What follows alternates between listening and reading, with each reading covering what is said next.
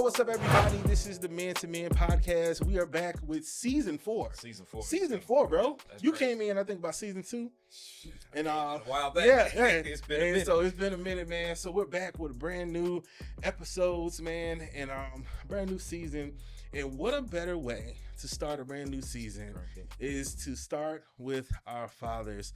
Today we have our actual real dads. These are not guys we hired.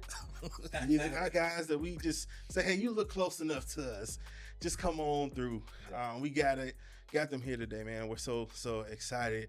Raph, man, how you been, dude? You been good? Life been life. All right, good. It's been crazy. Had a wedding. Was in Dallas. Now I'm in Mississippi. Just be rolling, man. A lot of going. But cool. We here. Cool. That's what's up, man. And by the way, just in case if y'all wonder, man, we are in a new studio space. This video is actually brought to you by Studio 88. Right? This is me and my wife's new business. And if you are in the Hattiesburg or surrounding area, this is the premier place for premiere. Is that the word they use? Premium. It's all excellent space. Extra value meal space for you if you want to create your own podcast or any kind of social media content, man. But man, let's just jump right into it. Let's go ahead and introduce our dads, or they can introduce themselves. You can start with your pops, man. Yeah. So I mean, this is my pops, Roy Peters. Yes. And I don't want to share your age or your information. It's all good. I want to pass it to you and allow you the ability. But this is my wonderful father right here. Yeah, that is correct. Roy Peters, Roy L. Peters. The L stands for Lee. Roy Lee Peters from Prentice, Mississippi. Age is 60. Ooh. Proud to be 60. Ooh, amen. Beat the opposite. Come here. Oh yeah, for definitely beat the opposite. Yeah, where I'm going, but I ain't ready. I'm prepared. I ain't ready. I ain't ready to go. Yeah, not ready. Cool. But I ain't. Anything else about yourself you want to tell us, man? Well, other than that, proud father, devoted husband, proud grandfather. Yeah, and that's crazy. I mean, I never even thought I would get to be father, let alone grandfather. So, yeah, just being the places that I came from, it's bad. But look at God. That's awesome, so man. that's all I have. Cool.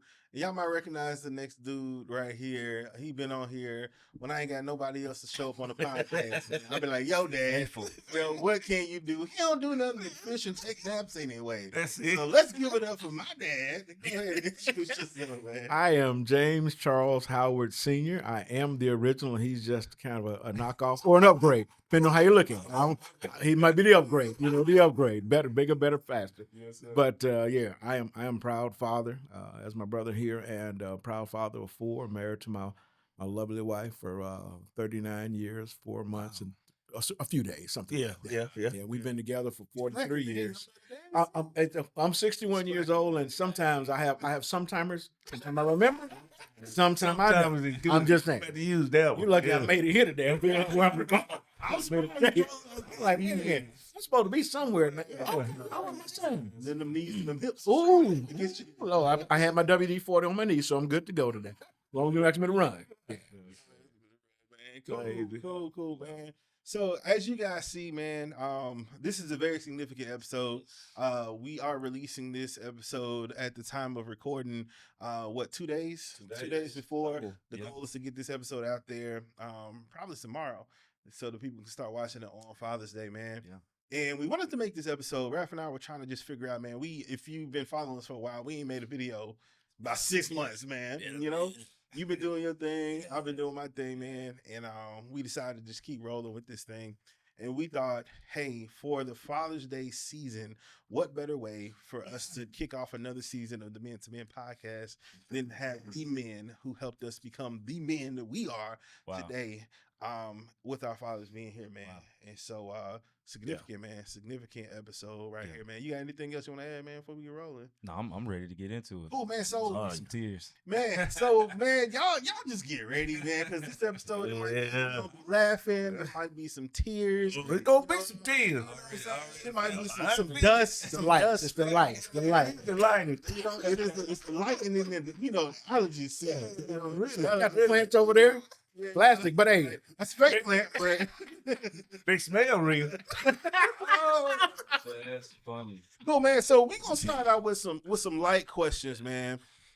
the nature of who we are and just how significant you guys are. Yeah. We will get into some emotional things. So if you are listening and or watching this and you don't want to get emotional, you might want to.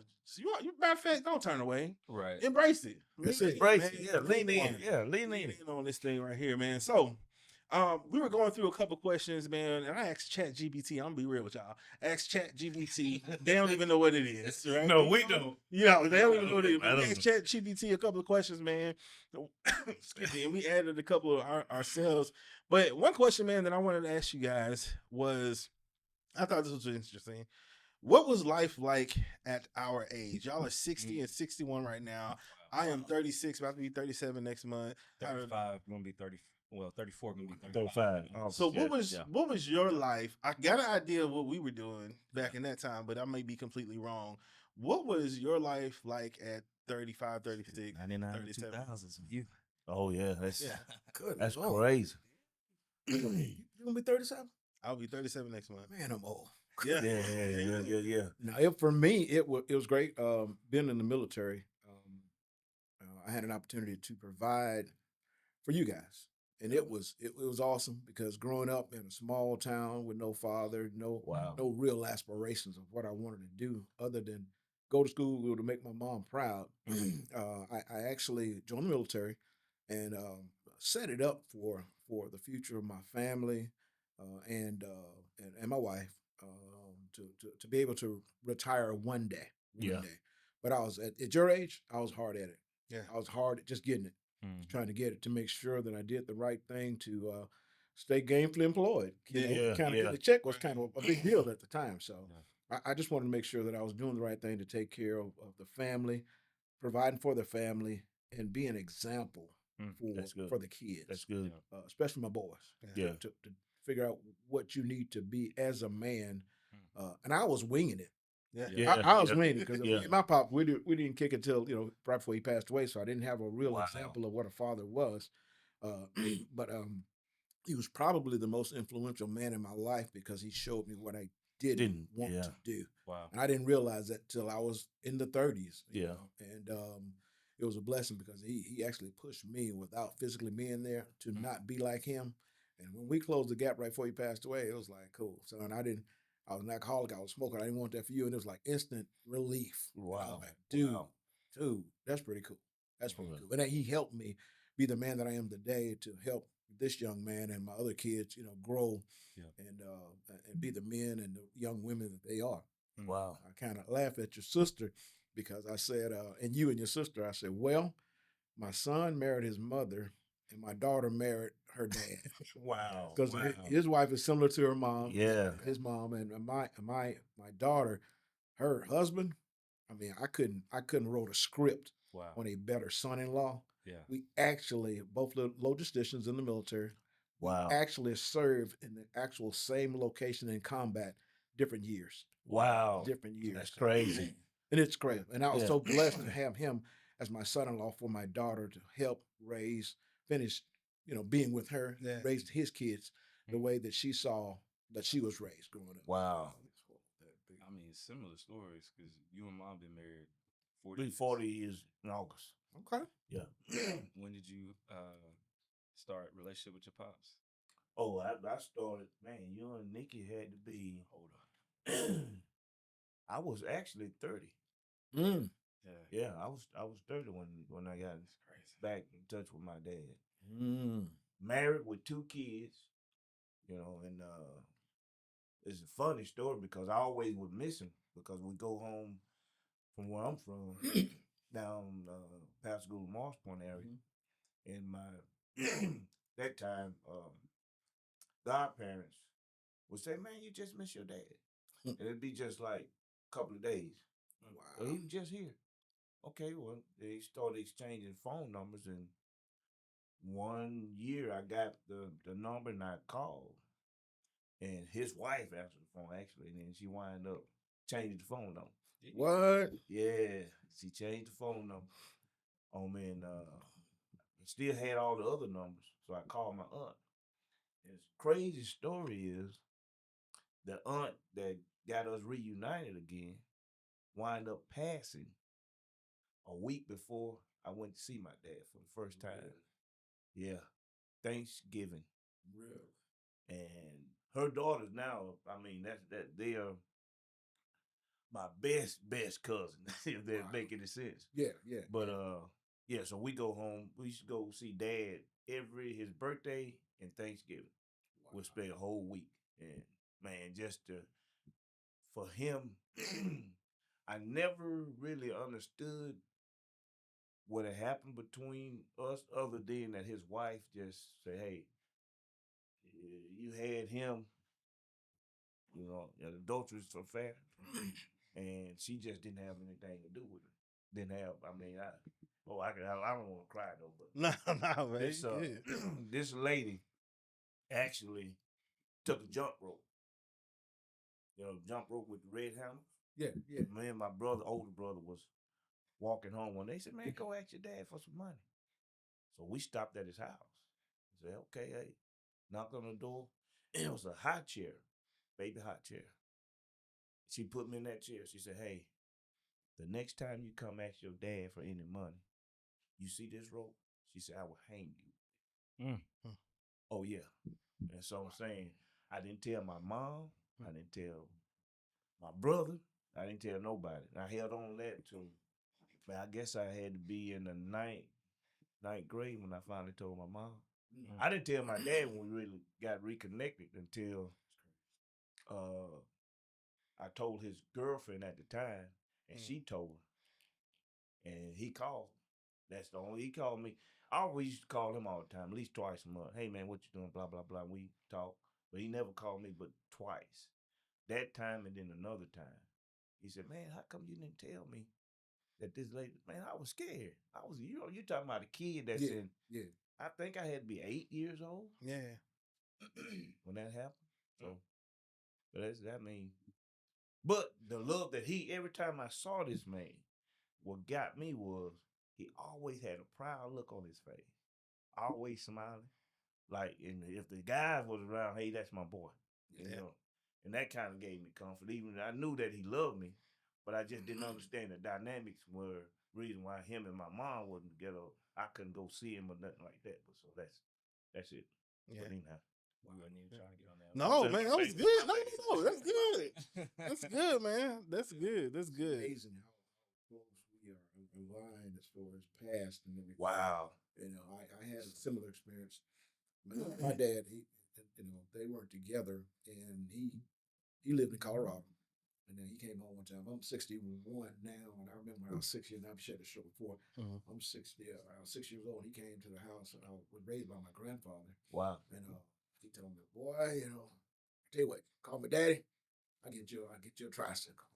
And even at that young age, I was like, dude, to be a dad, you got to be around. So yeah, I never got it. Because I would never do it. I just would not compromise that. I would. And then fast forward 30-some years, Mom gave me a call and told me, "Well, your dad ain't doing too good. He gonna make it. You might want to come holler at him." And I shared the story with several people. In my mind, I said, "Let him die." Wow. And of course, I wouldn't say that to my mom because she'd have had a weeping willow switch braided 3 times. Yeah. The phone. You would have been one down. Oh yeah. I mean that would have done it. Yeah. I'm married with you. I'm grown. Right. But I was like, yes, ma'am. Came on to the house. I came on the road. He was a small tyke, and we went straight to the hospital. And, I'm a soldier now. Yeah. So I'm hard. Yeah. Got this. Walked in there. "Hey, Mom," gave Mom a hug. "Love you, Mama." And she was, "Well, baby." And she called me, "So, baby, I'm the youngest." "Well, baby, he in that room. He go see your dad." I'm like, "Excuse me." So I began to walk very slowly. In my mind, by the time I get there, he'll be dead. Yeah. And I'll be straight. I ain't got to deal with this. But what I didn't realize that the Lord has a chisel. He was chiseling. The slower I walked, the more he chiseled. So I walked in that room, chest stuck out. Red. I'm finna give him a piece of my mind. Yeah. Not that I need to give away any of it because I need all I got. I'm gonna give him some. Yeah. I'm grown. Yeah. I have children. I walked in that room like, hard. Old man was in the bed. You know what he said? "Son." For the first time. And when I say I went to my knee, I'm like, what? no, you don't get this. Yeah. You don't deserve to call me son. That Joe called me son when I didn't realize the Lord had hit me so hard. He's like, you have to close this thing. Yeah. And I went in there and he said, son, definitely told me, son, I'm going to tell you. The reason I wasn't that because I was an alcoholic and I was a smoker. And I didn't want that from you. Bam. Instant relief. It was like a big ton was on my back, like a big block Chevy on my back. It took it off and just released so much. And then we spent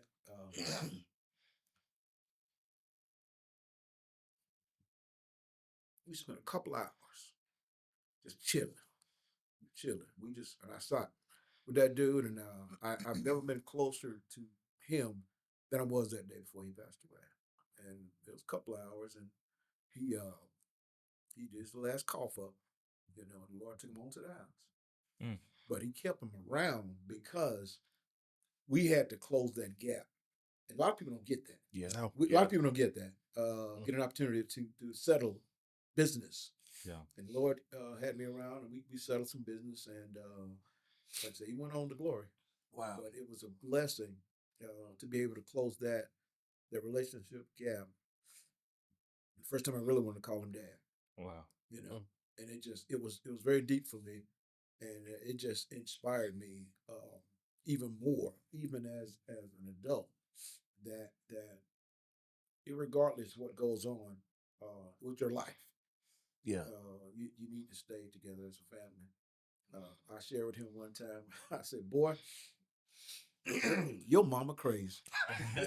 And he didn't flinch. He didn't hesitate at all. He looked at me straight up. He said, "Dad, you married her, so what that make you?" I'm like, crazy. So the only thing I can say, go to your house. Ain't go to your room. Go to your house. I mean, nothing I can say. Right. Yeah. But he was right. I mean, and that's the great thing about having children. That what you put in them, it's just like a fruit tree. Yeah. Right. You put it in the ground, Yeah. you nurture it, you fertilize it. Yeah. It's going to grow. Wow. Yeah. There's no apple tree coming from an orange seed. No way. What's going to come up is what you put in there. That's good. That's right. That's good. What I put in him was like, I'm gonna be real. I'm gonna tell it like it is, and you don't have to like it, but it's gonna be in him. I'm like, okay, go to your house. Type thing. And it was a blessing to hear that from him as a man, a young man, to share with his daddy. He can't code it. Yeah. Call it what it is. Yeah. And I'll one of them proud moments, you get that. Yeah. Like, that's my boy. That's it. It's me and Jack, but that's my boy. Right. So Yeah. So I know you and I have talked a lot about your motivation behind being a good father was Grandpa not being there. When you made that decision, right? When you in this thing, you there, what would you say was probably like your biggest maybe like dad fail or most embarrassing moment as far as like being a dad? It could be funny, it could be serious or whatever. What's something that you just remember you like, man, as a father, you did better than your father. Yeah. But it was still some things that you like, man, I kind of dropped the ball on that one thing right there, or just a funny story or something like that, man. The biggest thing was my oldest son. I mentioned any names. Like oldest son came to me one day and said, "Dad, I can't drive a stick shift. You taught Xavier, his younger brother. You taught him how to drive a stick shift. He never taught me how to drive a stick shift." Still to this day, I mean, no clue I'm telling you. how to do it. No. Okay. My dad never taught me, He man. put that on me. I'm like, dang. And that made me realize there were so many moments during my military career, serving this country, defending the country and doing those type of things and working to provide for the family. There are moments that I missed with the I family. understand. And there was a sacrifice that had to be made. Yeah, So yeah. I tried to make sure that any time that I had with them was quality time. And one thing he and his brother shared with me is one time about what was the place? What was kind of machine? Was it PlayStation or? PlayStation. And it was Dragon Ball Z something. And I'm thinking, I'm trying to get the names of everything. Yeah. I'm like, okay, cool. What's his name? Whatever, Goku, whatever. I'm like, Yeah. And then I asked him, I said, who is the booty call guy? Dad, Budokai. One don't like Dragon Ball Z Budokai. Yeah, I'm like, I'm thinking Budokai. Why would you name a character Budokai? I don't understand that. And they would share that with me. Now I'm like that just make any kind of game nowadays. We live in I'm gonna buy you that. I'm telling you. Let me see that. Let me go study this real quick. And it's really amazing that there are certain things that they remember growing up that you just don't, and that's made such an impression on them. I'm like, wow, that's pretty cool. Yeah, I did okay as a dad. I missed a lot of moments. I guess I did okay. And you being gone, every time you were gone, it was like that is just at work. We understood, like, with the military, that's all we knew. Like, if we move every 2 to 4 years, that's fine.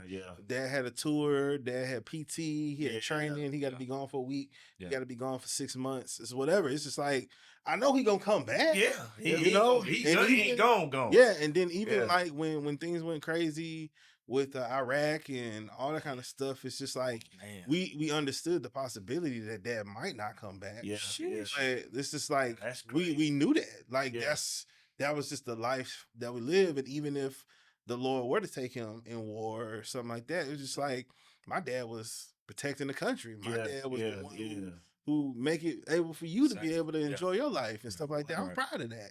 And it was never a oh man, I missed out on it. I joke about it. I still don't know how to drive a stick shift. You know what I'm saying? He got time now, but now I ain't got time because I'm working. I don't work on days anymore. Why? Between sleeping and But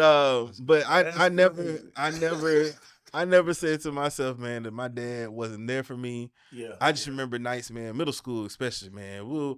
This man will come in full fatigues, man, full military fatigues on. He'll throw off his jacket, untie his boots, and he'll sit there and talk, man. Wow. I don't know what their problem was, but every house they moved into, they had a garage. They made it into a room. Right? There's just cars just out. Hailstorm, tornadoes, it don't matter. Cars gonna be gone, right? But every single house we stayed in, they made it to. Even if they had to transform it back to a garage after like rental houses, houses they bought, like it was like so. We were actually in middle school. I was in middle school, living in Florida at the time, man. Middle school, just hitting puberty. Girls is fine out in Florida, and so like I'm just like dealing with skin and sin, huh? And sin, bro. And I was all for it. I just got saved like 2 years ago, but I just like got my ticket to heaven. Kind of saying like I can do stuff. God gonna forgive me later, whatever. And so like my mind was just there, and like I wanted to process and I wanted to think about things. I wanted to ask specific questions about girls, about sex, and about stuff like this. It'll be almost 11 o'clock at night. This dude will be there right after getting off of work. Listening and talking. Most of the time falling asleep while I was talking. I didn't care. I still talked to him even though I knew he was asleep, right? Because he was just there, right? Every single opportunity he got, man, he made it happen. It wasn't no excuses. It wasn't, I've been working for 24 hours straight. I've been doing this, this and that. Like even if he said that, I don't remember it. I don't remember ever being a thing where it was like, okay, Dad too tired to be with me. Or Dad too tired to do whatever, man. It was always, you made up for those times you were gone. Right. It wasn't never no thing for me. That was good, man. And that's a true father. I can say the same thing with when it comes down to Ralph, and just to piggyback on what you said, just providing for the family. When Ralph was born, I was working offshore. I told his mom, I said, I don't care what you name him. Don't name him Roy Lee. Because we got enough Roy Lee. My dad's name is Roy Lee. My name is Roy Lee. And they still call me Lil Roy Lee. Hey, everybody does. But then I got a brother. His name is Roy Lee. And so, but just providing for the family, and just doing the thing necessary in order to keep clothing in the bag. And look, today's day, whatever I want to buy, I buy. But see, I come from a family of 12. Okay. And so all the hand-me-downs I used to, well, you had to take care of because it was going to be passed down to the next brother, the next sister, right? So I just took care of my clothes so they can have clothes, And not only that they can have food on the table, a roof over their head. And nowadays, whatever I want to buy, that's it. I buy. You say, hey, Dad, all you do is wear polo. Well, son, I can afford polo now. You were wearing that good stuff then. I was just taking care of stuff for years. Man, that's new stuff. No, it ain't new. Right. I just had to take care because I need to make sure I provide for them, Yeah. And being a father is the most gratifying thing. Mm-hmm. But it's hard when you didn't have a father in your life. Yes. Right. And you got to figure out everything. Yeah. Hey, what I supposed to do this? But now I can say this, that my mom's brother, he was the patriarch of the family.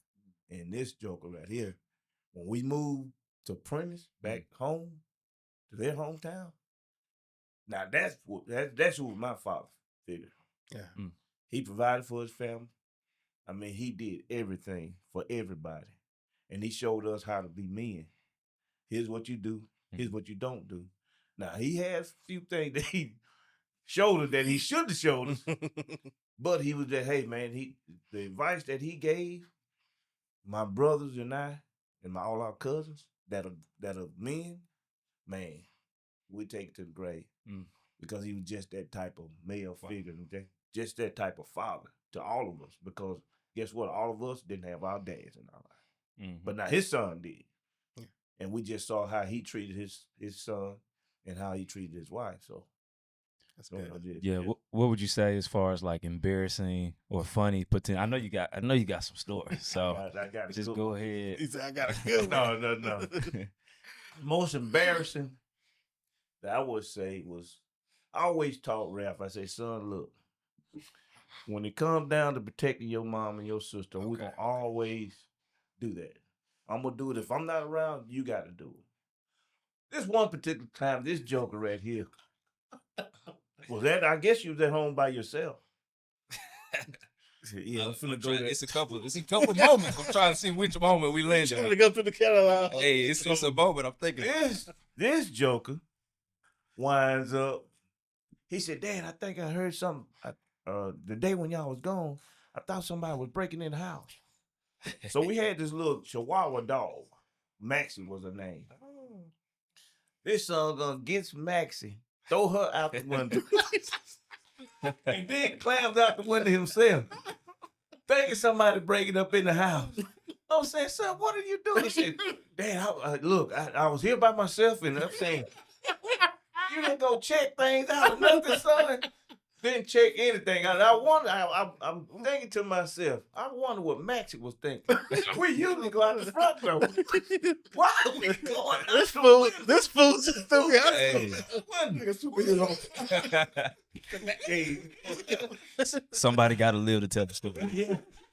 In every scary movie, the people that die. Yeah, right. The ones to go check the ones to go check it out, man. I'm gonna go get help. Hey, I'm on in, yeah.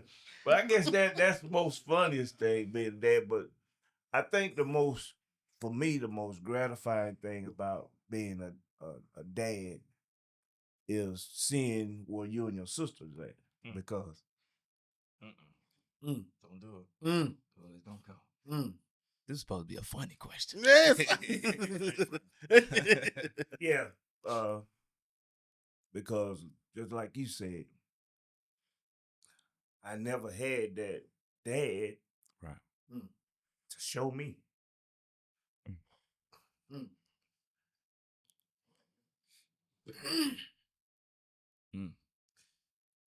And whether I did it right or wrong, just to see where y'all are at, I did something right. Yeah. Trying to hold it in, trying to hold it in. Man. But yeah. That's good. And it make man. I can't transition. Man. I tell you what though, man. Like y'all's generation of dads, like the ones who grew up without their fathers and have made a commitment. Yeah. Man, y'all something special, man. Yeah. Like, and it makes our generations like have to remember like it ain't always like this, right? Yeah. Yeah. I remember specifically, man, growing up, and it was the weirdest thing to me when I found out my friends' dads didn't live with them. Yeah. Whether they were divorced, whether they were separated, whether they just, decided not to be there. That was weird to me, which is, as an adult thinking about now, it's like, that's crazy that was even like a thing, right? Yeah. So I grew up with my pops, and I was like, man, that's people like, where your pops at? Well, can your dad do this? Or, can I come over and ask your dad this? Well, my dad don't have to ask my mama or my grandma, stuff like that. And it was just like, what you mean your daddy don't live with you? What you mean? And like to be in that space, especially with just a generation before, y'all were just like my friends, right? Yeah. Like what an honor, what a privilege, man, to I mean, because that's the design. That's the way God made it. Yeah. Right. Exactly. For a husband and wife and for kids and everybody to be there and everybody to support each other and just love each other, man. Just like, it was just cool to be able to have that growing up, man. Yeah, I think you begin, the older you get, the more you see and appreciate that reality, because I think the familiarity of always having a dad at home could also cause you to kind of lose that value. And I remember, I mean, you were a dad to a lot of my friends and family. And so, to hear from other people about my dad, I'm like, man, y'all acting like I see him every day. Bro, he ain't that cool, bro. Chill out. But, I mean, it makes you question. It makes you start thinking like, dang, and you realize again, the reality of it not being a common thing, that you're actually an anomaly to have a father in the home, which is crazy to say. No, for sure. That's crazy. For sure. And definitely something like as you get older and even become a dad. Yeah. Like, yeah. Dang, man, I had it good. Yeah. I got it good because both of our fathers are still alive too. So still here, man. Appreciating that too. So that's good. One thing that I recognized, man, that made me, I always thought my dad was all right, right? I always thought she was all right, right? A little cheesy, a little corny at times. Most of the time, booty call instead of booty call, I love it. He's singing like Outkast back in the 2000s. Like, bro, stop. That's my song, bro. You talking about sorry, Miss Jackson? Like, bro. I love it. Right? I'm just like the fact that you know that song, man, it's embarrassing. Yeah. Come on, man. Don't sing it no more. But one thing I've recognized, man, is that with him being relevant, him trying to be intentional and be relevant, man, has been a big difference. For those of you who don't know, man, I work full time as a youth pastor, and he's actually one of my volunteers, and he actually came in a season in youth ministry where we had like a wave of just bad A kids, just when you say YNs, like they was them kind of kids, right? And he came in a season where like it was the crew. There was like I think there were 5th graders at the time, and it's just a wave of just problems, until they graduated. When they graduated, I was like, thank you, Lord, right? Praise the Lord, right? But I was trying to connect with these kids, couldn't. He starts volunteering, and like these kids who would roll their eyes at me, wouldn't pay me any mind, or just come up to me. They was like, yo, Mr. James, man, your dad is so cool, man. Your dad, oh man. I'm just like, okay. All right.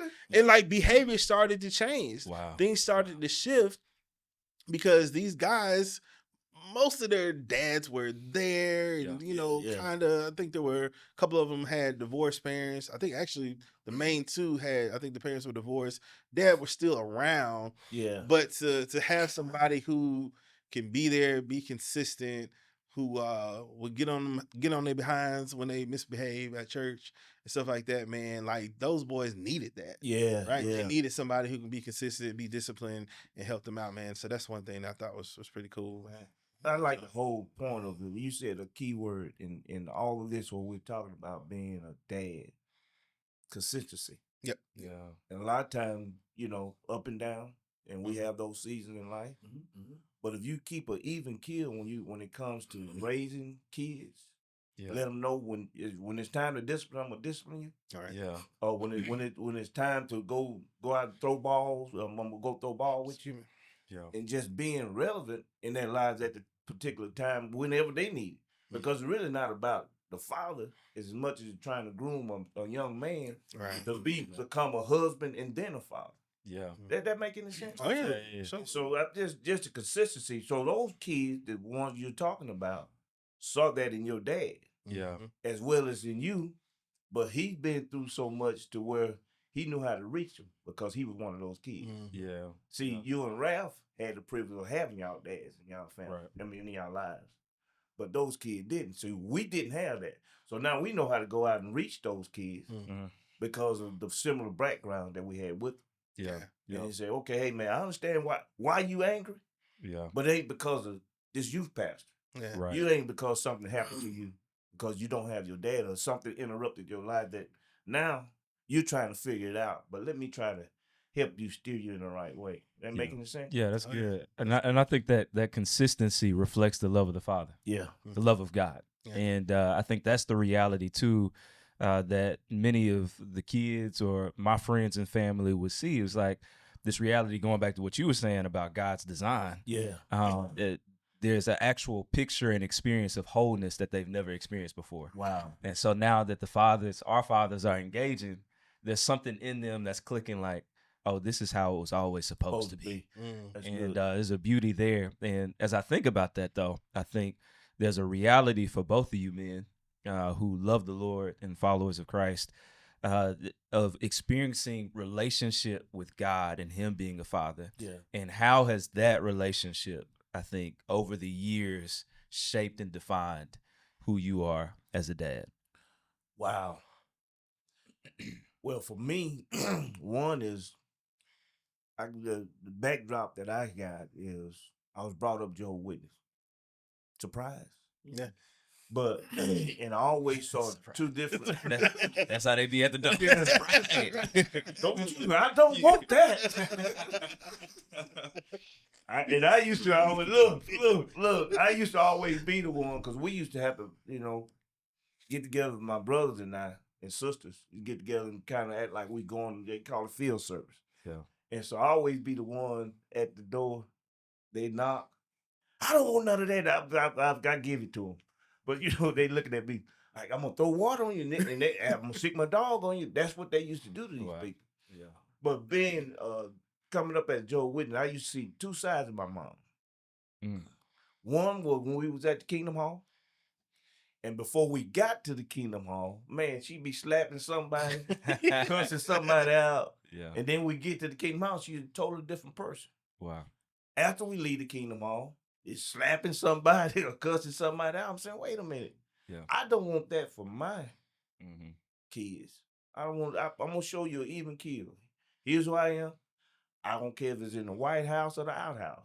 Yeah. What you see is what you get. Yeah. And guys at work can tell you the same thing about me. Yeah. But how he molded and shaped me is I don't want to pretend that I'm somebody that I'm not. Yeah. So being a father and knowing the Father's heart is he's always consistently loving us. Yeah. Consistently providing for us. Always. And there's when it comes down to now me being a dad, I had to do the same thing. The Father's love is forever. It's everlasting, right? Yeah. It's unconditional, right? Yeah. So I think every father that had forged me, that's how it shaped me to make sure that I'm consistently loving God and also consistently loving my family as well as those people that are around me. For me, it was obedience despite complete understanding. Wow. And I experienced that when I was teaching in Laurel. You got a lot of, inner city kids. Yeah. They're hard and real hard. And I realized, it didn't take me long to realize that it wasn't that they were hard, that they had nobody to love them. Yeah. And then the reason I can relate to some of his kids in the youth program is I've seen all spectrums of kids. Yeah. And I always told the kids that the standard is here. The standard never changes. Yeah. I'm not going to lower the standard because of you.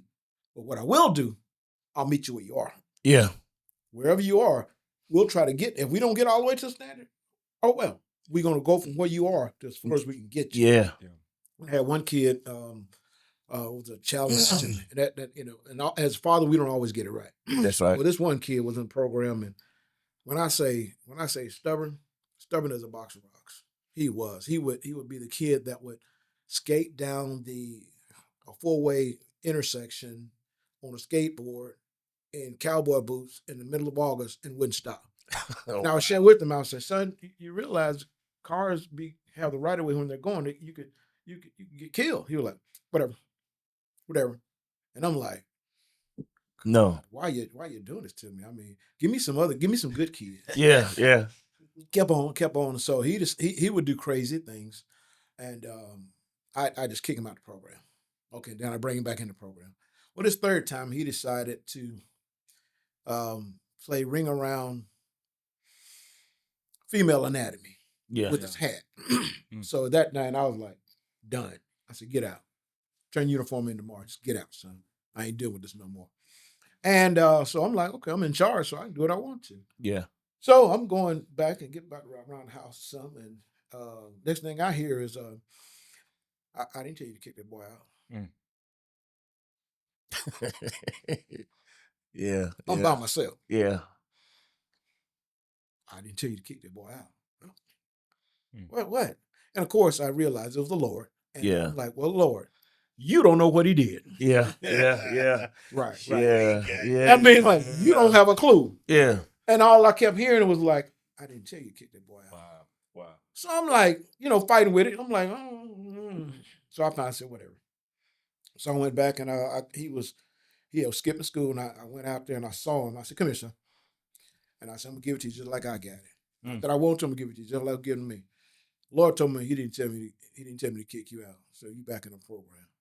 And he looked at me and he dropped his head. And so I'm like, son, what's going on? Yeah, mama just, she be hollering at me, and then it hit you like, my dad ain't never been there. No, and right then I'm like, God, you are such a comedian. You got serious jokes. Yeah. You set me up with this kid. For someone to be going through the same that I went through. Yeah. We sat in the front of the steps of the school. I didn't report him skip or anything. We sat out there and I shared my story with him and we cried. Wow. We sat there and cried. I said, come on back, son. Let's work this out. I said, you know what? Today, the devil is pissed. Yeah. He had you and me. Yeah. When I kick you out, he had you on that side. He had me on this side, feeling myself. But I said, once we got together, Lord, he mended the whole thing. Wow. And he ended up graduating, got himself together. He graduated high school, joined the military, got married, had a baby over in Germany. I had talked to him a few times. And I was like, wow. Wow. Not very often are we able to see the harvest. Yeah. Sometimes our job is to plant it. Yeah. Let somebody else, fertilize and do something else. Somebody else do the not too many times you can see the harvest of what you planted. Right. And since I've been living here, I've seen several of my students to come back and just say thank you. Wow. Matter of fact, one of the young girls, Anime, if you listen to Anime, she was one of my students and very, very quiet. Very quiet. Now she is the librarian at Pearl River Community College with a master's degree in the Hattiesburg campus. Wow. She saw me helping out one of my mentors in his yard, help me, he did a tree stump cutting. I was out there cutting. She drove by. She turned back around. She stopped. She said, I knew that bald head and I knew that walk. Amazing, how that's you.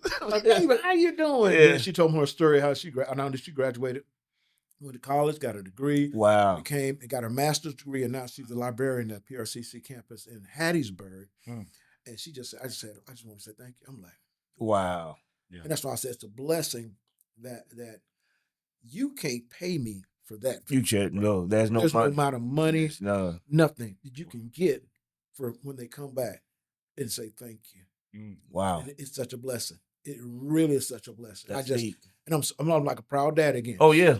Baby. Yeah. Baby. Yeah. So, That's cool. Wow. That's cool, man. Did you had some more on that question? No, I'm on that question. That's good. You got another? Yeah, if you don't have one, no, I got plenty. But you, I want you on. I feel like I took a lot at the beginning. So no, you good. You good. Cool. Yeah, it's all good. It's all good. Yeah, I think one of the things that I've heard from both of you is these qualities and aspects of what it means to be a father. Yeah, and both of you live the reality of not having your dad in the home, and so growing up, I think there was maybe a potential definition of what it meant to be a man, let alone a father. And now, has that definition changed for you as far as what it means to be a man as you've grown in Christ and just matured just as a man yourself?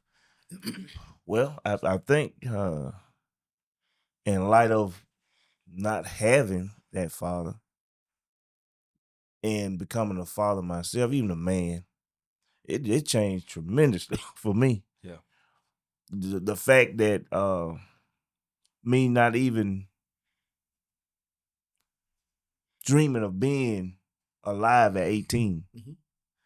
That make any sense? Yeah. Not even making it be 18, let alone to be a father. And so just the time with trying to teach you and like you said, other, I got nephews and nieces that look up to, and they matter of fact, they always come in and ask questions about something, buying a house. Yeah. I say, no, you don't need to rent a apartment. You need to get to where you can buy a house, own a house. But anyway, I think that definition is, wow. I've not really never thought about it to that degree, to be honest with you. Mm-hmm. From not knowing to now what I know now. Mm-hmm. And I guess it has to go back to being relevant again. Yeah. Relevant not only in your life or Nikki's life or your mom's life, but all the grandkids. Yeah. Letting them know that, hey, there's a way to do it. Mm-hmm. And here's the blueprint. Follow the blueprint. And if you stray away from that blueprint, I'm always going to be there. And I always tell you this all the time. I'm going to give you the advice. Yeah. Now, it's up to you whether you take the advice or not. Right. So, but I'm not going to pound you over the head and say, son, boy, look, I told you now. Right. I told you this. Yeah. The only time I ever told you that was the time that It's a bunch of moments. It's a bunch of moments. It's just one particular time that I really, when you got your mom's car. Yeah. I say, hey, Chief, every time you come over, I say, you checked all of that thing? I did, but no, you didn't. I said, you need to do it every other time you put gas in. Yeah. Or at least once a month. Right. But every time you put gas in, just pull the dipstick out and check it. Because you're going to lock the motor up in it. Right. What happened? Actually, what's funny is today is 10 years from that. Really? Wow. Well, 10 years from the day I actually swapped the motor in that car. Yeah. So me and my wife, her stepfather, we ended up swapping the motor out of that. I said, hey. It was an Altima, though. It was Altima, but it was given to you. It was good. Yeah. It was a nice Altima. Yeah, it was. It was nice. Sunroof. Yeah. And you had the whole night. We were riding around in that thing. We put some miles on that Altima. You did. Yeah. And so I think that's the only time I ever said, hey, this is what I can recall. It was a couple other moments, but that's one. We don't. It wasn't many though. I was gonna say, I did. It was pivotal moments. I think, pivotal moments. Because there was one moment where you said, "I told you so," but it was in grace, and you spoke to me in a way where the reception was like, and it was when I made the decision to stop playing ball in college. And around that time, like school and stuff. Yeah. And so, I mean, academically went down, and that was when, they had told me, hey, you can't stay. You gotta go. Your GPA, we done told you once. We done told you twice. This is the third time you gotta go. And you had talked about preparation and study. And you had made a comment that stuck to me, and I just remember saying he gently called me out, Yeah, but also encouraged me to not give up and keep going. And Yeah. like, that's what I needed in that moment. and I think, I guess, to define what you just said, that's the transition that took place with me. Is not trying to tell you anymore, more so showing you and then allowing you to figure out the things on your own. And then if you have any questions, then come back, hey, Dad, what do you think? And I said, boy, I told you, but you don't want to listen. Your head is hard. Yeah. Instead of doing that, and then that make the bond between you and I a whole lot closer, because now I know he ain't gonna chew me out. Yeah. I have to now look at you as a husband and a father. Yeah. Not as my son, if that make any sense.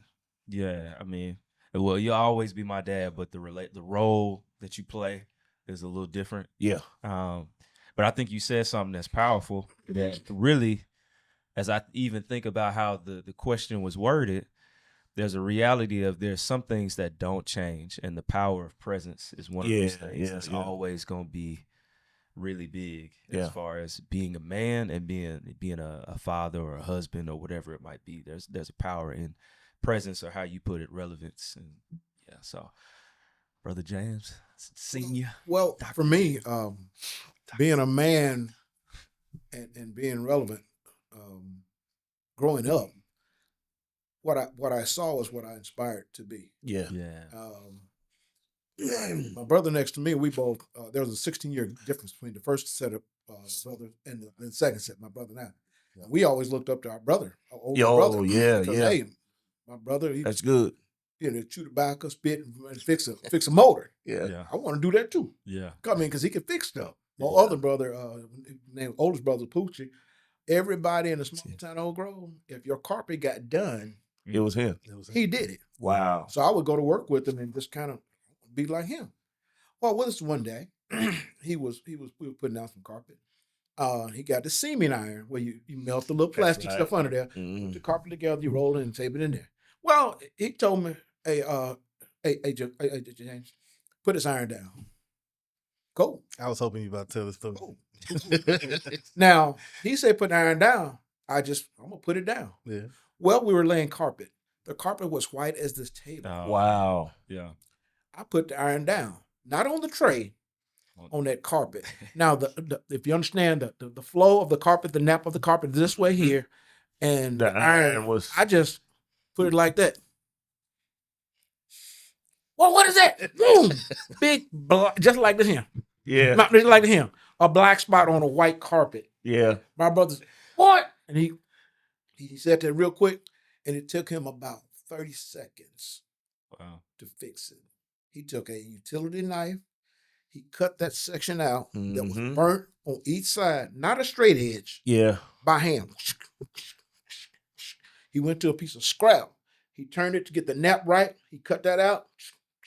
He took that iron. He took that glue. He put 4 pieces on there. He put it in there. He put it in there. Put that roller on there. Couldn't tell. I couldn't find it. I couldn't tell. If I looked away, I wouldn't have known what it was. Wow. And he showed me, no matter what the problem is. Okay. You find a way. Okay. Yeah. Come on.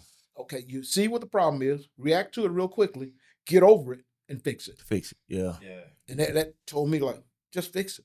Yeah. Don't stress, don't cry, the sky is falling.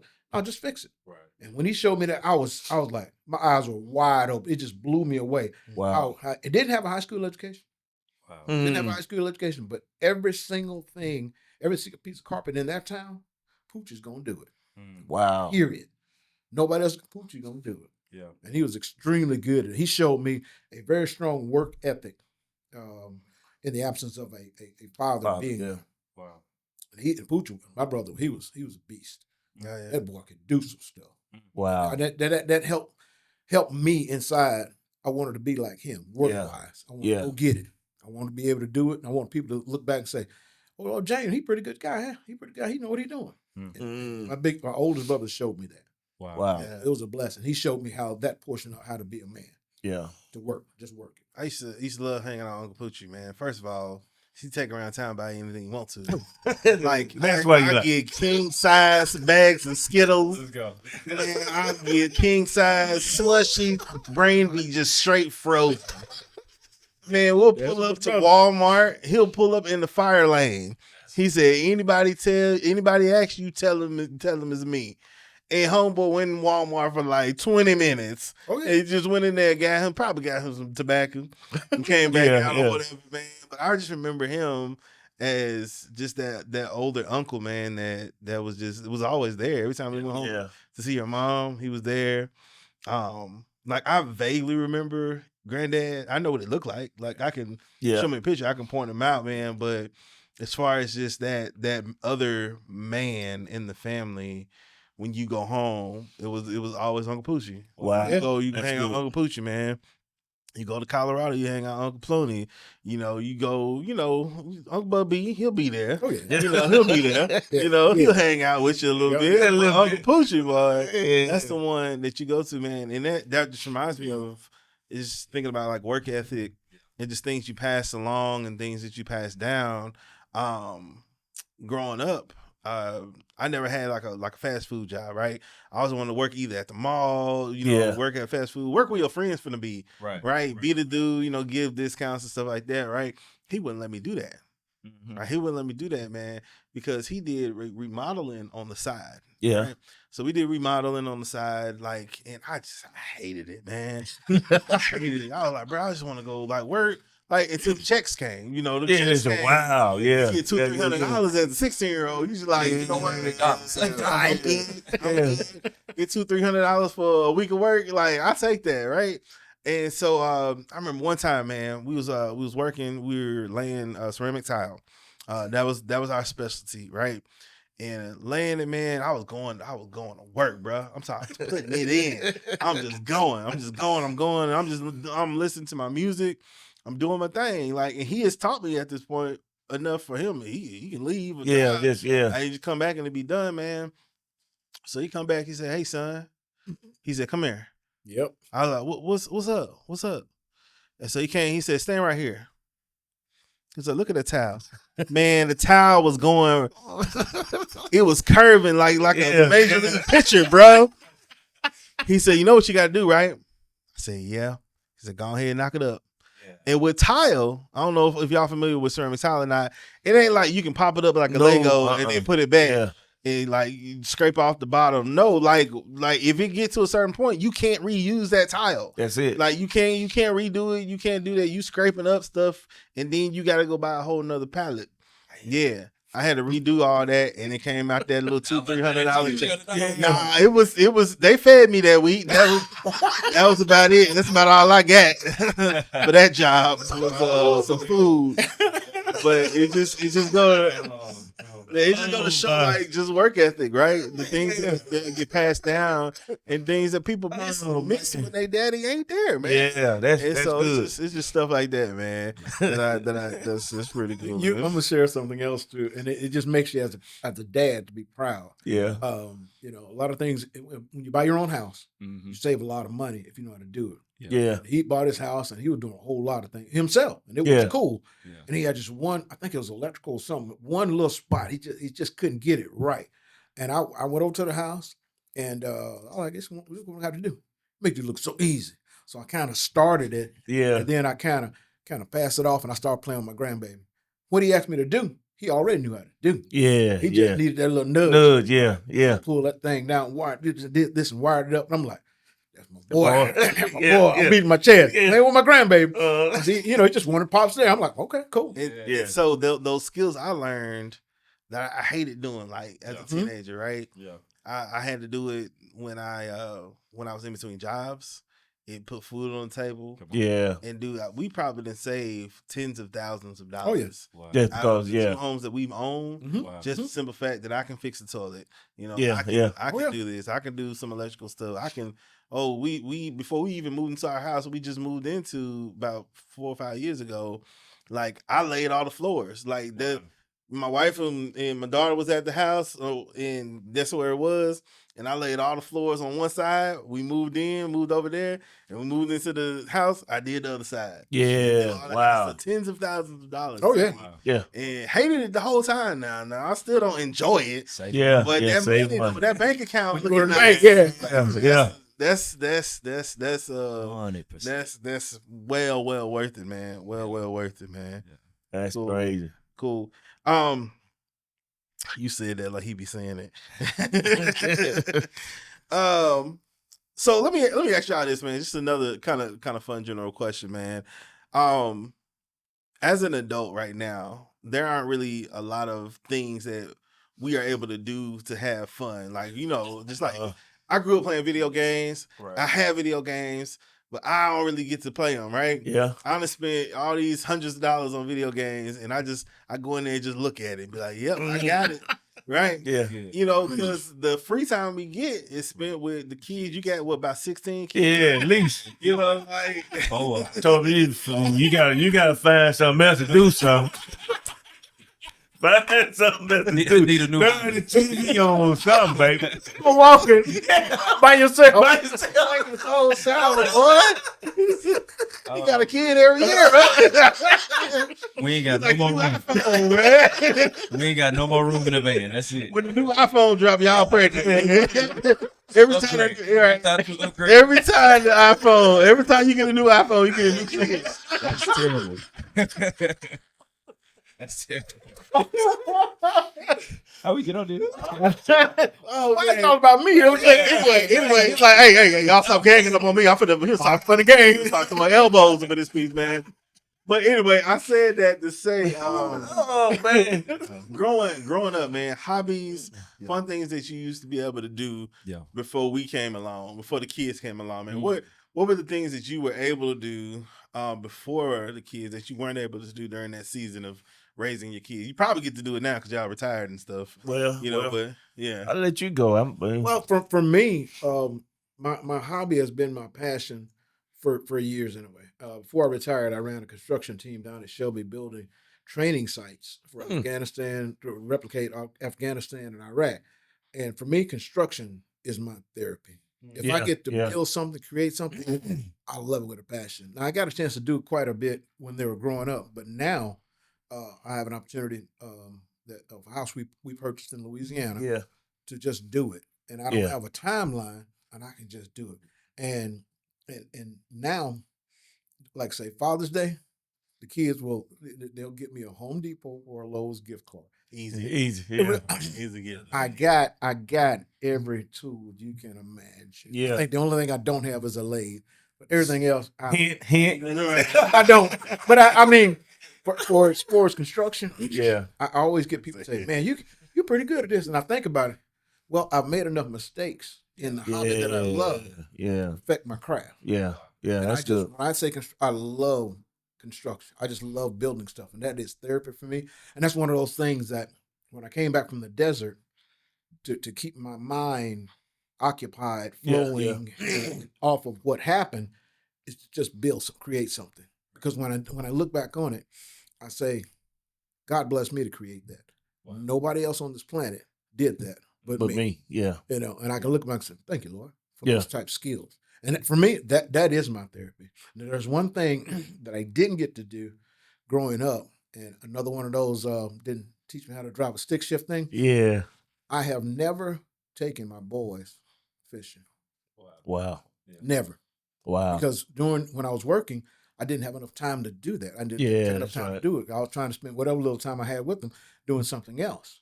We lived for almost 20 years on a lake. Wow. Never went back door was 150 feet from my back door to a lake that surrounded basically the whole area right there. Yeah. I think in 20 years, I may have fished 5 times. Wow. Only because one of my mentors came over and said, okay, let's go fishing. Now, for me, if I go out there, I throw the line out there with bait on it, if it don't bite immediately, I'm going in the house. Yeah, I like that. I like that type of fishing. And I'm going in the house. Yeah. And I didn't realize how much fun and how relaxing it was until I did the retirement thing. I woke up one morning, no military, no school, No other job. I woke up one morning and like got up, went outside. I mean, I have nothing to do. Yeah. I have no soldiers to defend. Wow. I have no students to teach. I have no remodeling to do for somebody else. I had nothing to do.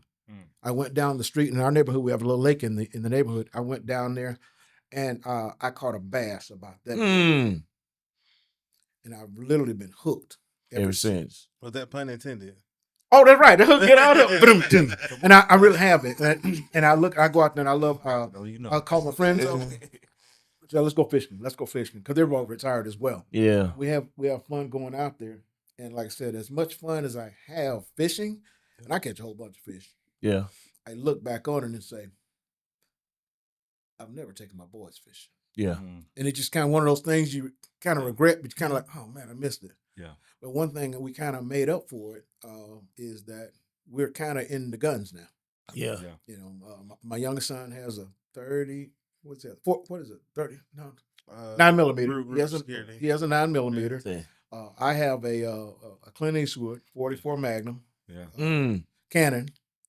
And somebody else has a shotgun and a 9mm. I meant no name. I'm not pointing any fingers. Yeah. We actually went out to a range a few months back. A couple months ago. You know, and we put about 250 rounds down. Come on. Together. And that was such an emotional moment for me. Yeah. To be with my boys. Yeah. Sharing that time together on a range. Yeah. Doing something that we could do together. They're both grown. Wow. Yeah. And I'm like, man, one of those, you can't buy this kind of stuff. No, not at all. It was really touching for me as a father to look back and enjoy that time. Yeah, you ain't never got to worry about fishing. Like, I'm good. You good? I did not miss that growing up. Stick shift, yeah. Fishing, no. Yeah. That's it. Hey, you catch them, I eat them. Yeah. I got a mentor now that's just like, man, you want to try fishing? I'm like, no. I mean, I'll try it out with you. Yeah. If that's going to be significant for you, but I don't want it to be, I'd rather just take you to lunch. I'm like, can't you tell? Go eat some fish. fish. That's all the fish I'm going to catch you. The ones that's on my plate. Wow. Man. That's crazy. That's crazy. And what you kind of leaned in on it as far as things you kind of regret or wish you would have did different. Yeah. Growing up. I want to hear from you as well, man. What are some things? Like I said, I think all the kids have turned out good, right? Yeah. So I think overall, y'all have done an amazing job, especially coming from the example that you had. But what would you say is maybe something that you was like, man, you know, excuse me, I didn't necessarily do a bad job, but man, I probably could have did this a little bit better. Well, I thought about that. Ralph sent me a couple of questions, and that question kind of stood out with me. I think a lot of time with being men, we teach our and now I'm a crier now. But back then, I never got being emotionally. No.